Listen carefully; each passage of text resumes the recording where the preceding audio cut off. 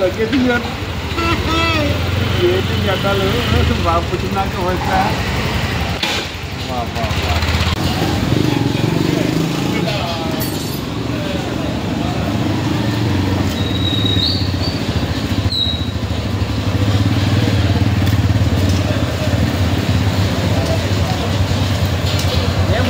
ఏం చేస్తున్నావు?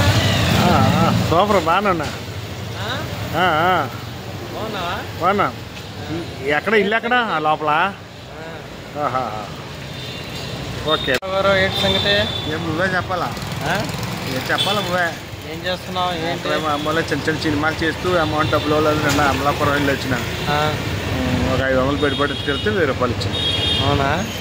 కథాకల్లి